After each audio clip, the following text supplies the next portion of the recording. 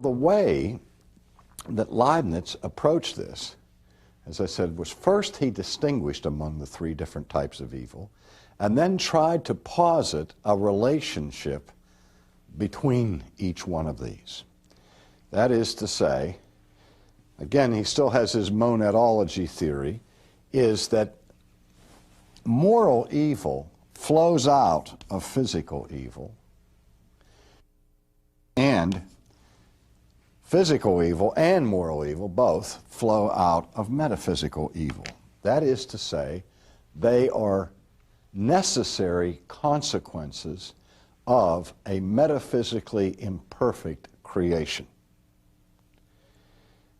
That is, since we are finite, out of our finitude comes physical weaknesses, and out of both our finite status and our physical weaknesses come our moral failures. And then he went on to say that God is absolved in all of this because when God created the universe, he had a virtually, I say virtually, infinite number of possible worlds he could have created. I say virtually because there's one kind of world even God could not have created. God would not have been able to create a metaphysically perfect God.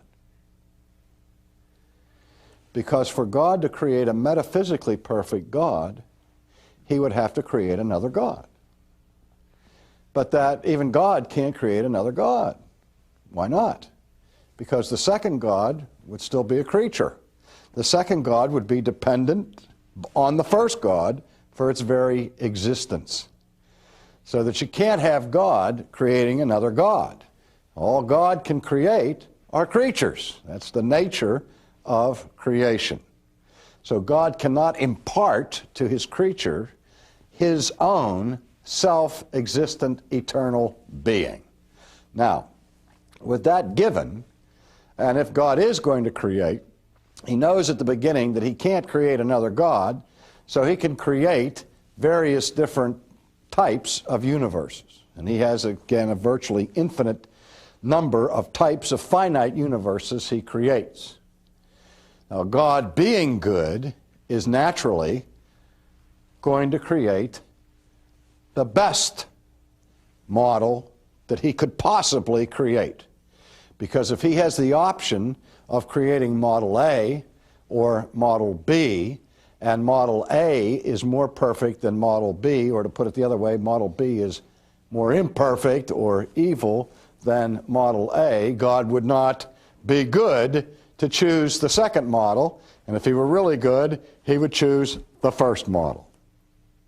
And so obviously, being all wise and all righteous, God selected the best world he could possibly create.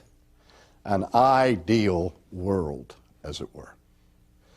Now, you've probably heard the expression that we are living in the best of all possible worlds. That sentiment, that idea, the best of all possible worlds, finds its roots in this theodicy of Leibniz.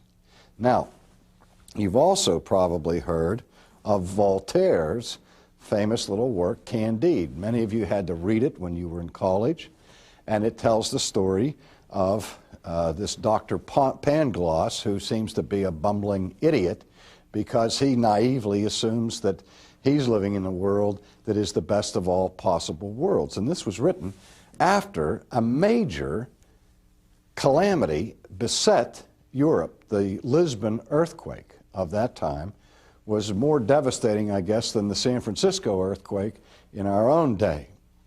And again, people, because of the devastation of the Lisbon earthquake, were asking this question afresh: where's God in all of this? How could God allow this to happen?